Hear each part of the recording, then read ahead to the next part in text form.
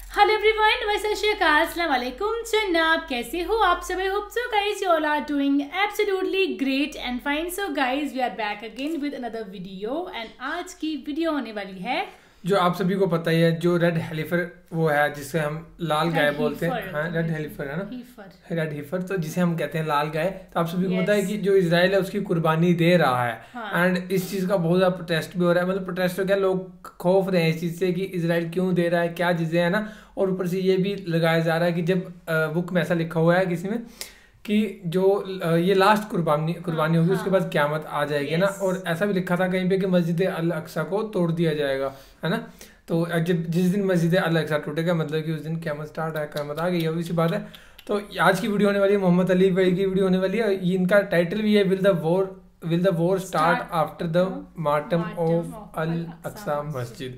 And आप सभी को पता ही भाई, ये प्रेडिक्शनें भी हो रही है कि 2000 वर्ल्ड वॉर 3 होने वाली है, ये होने वाला है, वो होने वाला है। तो फिलहाल वीडियो को प्ले करते हैं। मेरे को पक्का पता है कि इसके कुर्बानियों के बाद कुछ ना कुछ तो होने वाला है, दंगा खतरनाक सा।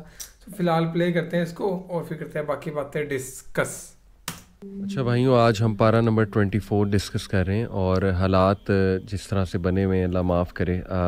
आजकल ये बड़ी डिस्कशन भी हो रही है कि क़यामत के जो साइंस हैं और फ़लस्तीन में जो मामला चल रहा है, फिर शाम में कितने अरसे से एक टर्मोइल चल रहा है। तो एक चीज़ मेरी नज़रों से गुज़री, बल्कि आजकल बहुत वायरल भी हो रही है ये चीज़, रेड हाइफर का जो पूरा एक वो फिनोमेना है। और TRT वर्ल्ड, ये एक बड़ी ज़िम्मेदार न्यूज़ एजेंसी है। उन्होंने एक वीडियो इस पे बनाई कि जो इस वक्त इज़राइल में ज़ायनिस्ट हैं, वो 5 उन्होंने रेड हाइफर जो है परचेज़ किए टेक्सास से।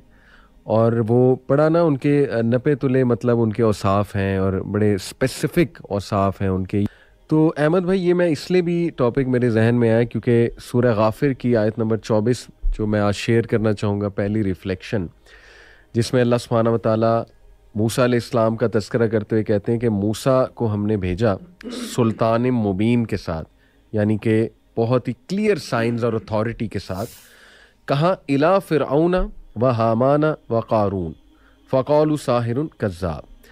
फ़ैरो की तरफ, हामान की तरफ, क़ारून की तरफ, but they said he is a magician and a liar. मैं बताना ही चाह रहा हूँ अहमद भाई कि लुकिंग एट दिस आया और looking at what's happening currently, ये जो रेड हाइफर का भी है, फिर जो फ़लस्तीन में इस वक्त चल रहा है, इसमें तो कोई शक नहीं है कि उनका एक प्लान है और एक स्ट्रैटेजी है और वो शैतानी ज़ाहिर है पूरा का पूरा एक प्लान है।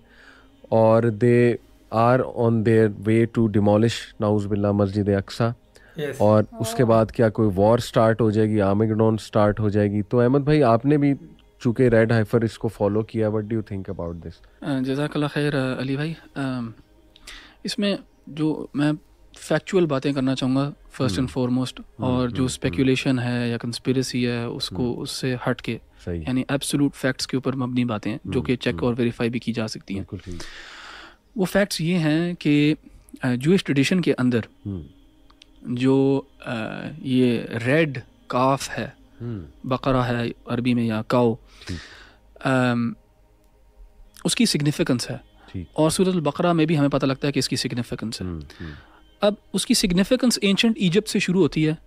और हमारे यहाँ उलमा ने भी लिखा ये है कि जब अल्लाह सुब्हानहू व तआला ने उनको हुक्म दिया कि किसी भी तुम बकरा को, किसी भी काओ को ज़िबा करो, तो उन्होंने सवाल पूछना शुरू कर दिया। और फिर जिस काओ को सबसे ज़्यादा वो रिवेयर करते थे, सेक्रेट समझते थे, वही उनसे जो है ना निकलवा ली।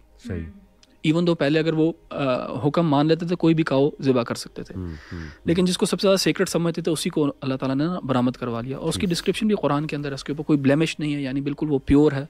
उसका रंग जो है वो भी सैफरॉन ऑरेंजिश, रेडिश ऑरेंज रंग है।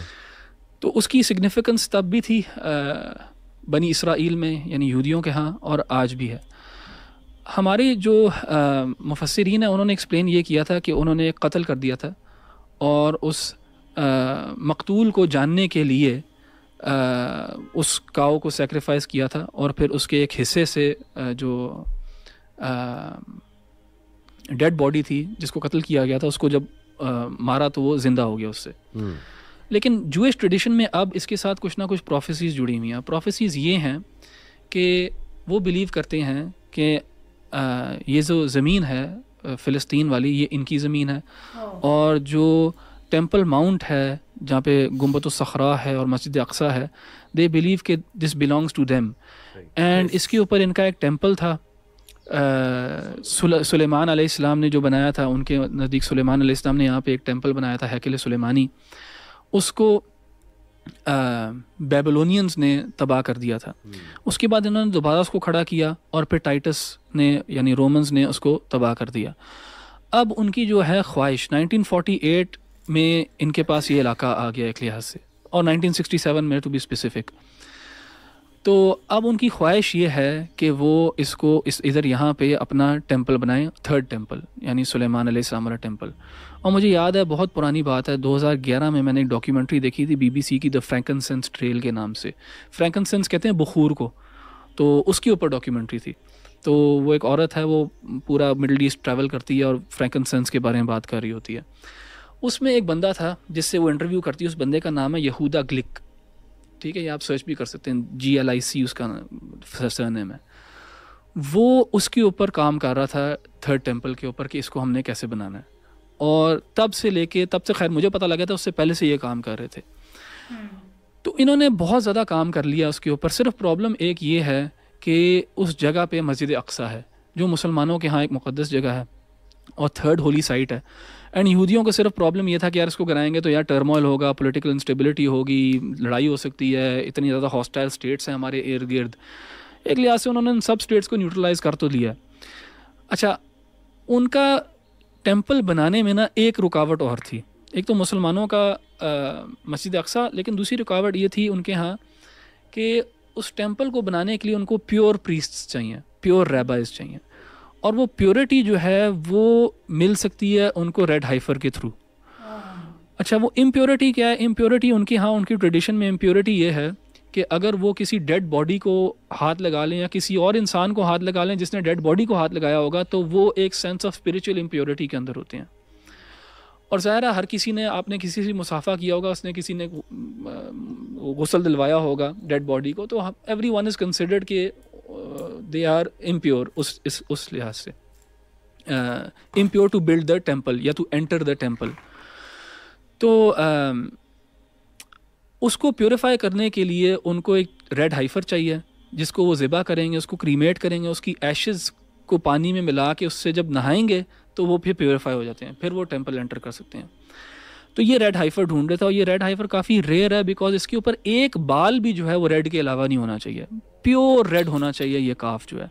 तो ये बहुत रेयर है और ये बड़े अरसे से ढूंढ रहे थे। टेक्सास से मिला। हाँ, लास्ट ईयर इनको टेक्सास से 5 मिले हैं। और ये बहुत एक सिग्निफिकेंट इवेंट है इजराइलीज़ के लिए। या सर्च भी कर सकते हैं, ये सारी फैक्चुअल बातें कर रहा हूँ मैं अभी। हाँ, फैक्ट्स में अपनी बात जी। ये जो आपने 1 हेयर की कहा, ये 2 हेयर्स का नहीं, उन्होंने कहा there must be not more than 2 heirs, कोई इस तरह ओला। मुझे जहाँ तक पता है कि वो एक भी अगर उसके ऊपर बाल होगा ना अदर देन रेड, तो वो एक ब्लेमिश कंसिडर किया जाएगा और वो फिट नहीं है फॉर दैट सेक्रीफाइस। अब ये सारे इनकी सारी ये इनकी पूरी आगे ये इनकी सुपरस्टिशियस ट्रेडिशंस हैं, इसका अल्लाह ताला के दीन से कोई ताल्लुक नहीं है।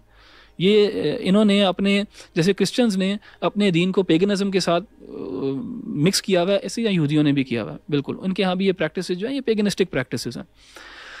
तो टेक्सास में इनको मिला पिछले साल 5 मिले, जिनमें से कहते हैं 3 या 4 जो हैं वो अभी सही सलामत हैं। और उनके भी कंडीशन ये है कि उनकी 2 से 3 साल उम्र होनी चाहिए पास ओवर पे। पास ओवर एक यहूदियों के यहाँ फेस्टिवल है। हाँ, सो वो जब एज होगी तब वो सेक्रीफाइस कर सकते हैं।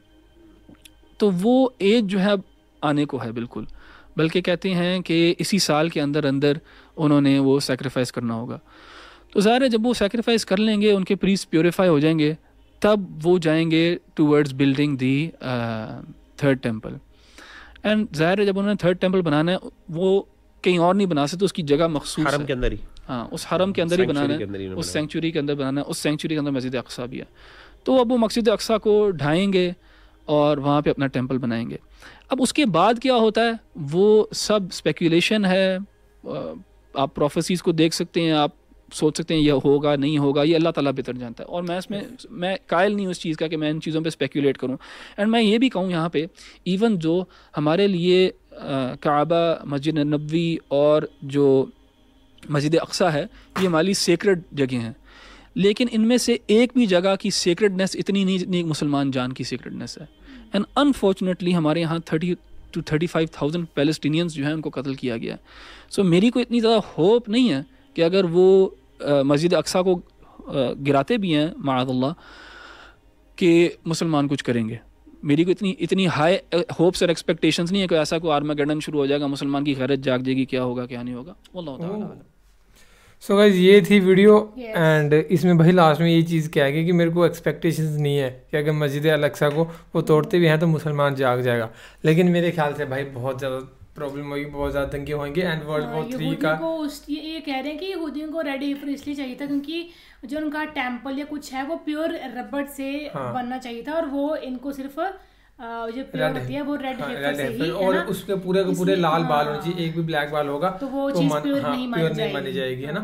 तो अपना मानना है सभी का। और सही बात है, बाकी इन्होंने जिक्र कर ही दिया कि कहाँ पे उसकी वो जो स्थापना है एस्टेब्लिशमेंट होनी है वो उस एरिया पर्टिकुलर जहाँ पे मस्जिद अल अक्सा है वहाँ पे हो गए, इसलिए वो तोड़ने के लिए लगे हुए। आप सभी को पता है इजराइल पूरा इसलिए फ़लस्तीन पे वो हमला करे जा रहा है सो दैट मस्जिद अल अक्सा को वहाँ से तोड़ा जाए किसी भी तरीके से, है ना। तभी वो कब्जा करते हैं और इतने वहाँ पे मुसलमानों को मारते हैं भाई, है ना, इजरायली।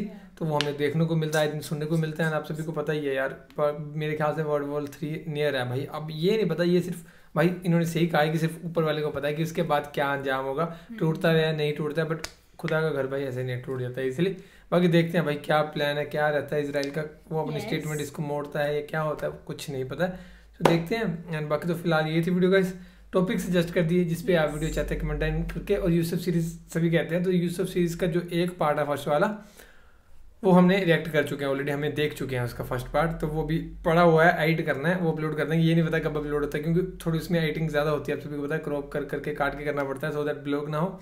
तो वो कर दूंगा जल्दी ही, मे भी आज कर दूँ कल कर दूँ, तो वो आ जाएगा। एंड यूसुफ सीरीज आप सभी कमेंट कर रहे हो तो वो आ जाएगी। तो देखते हैं बाकी। So guys thank you so much for watching the video, मिलते हैं नेक्स्ट वीडियो में।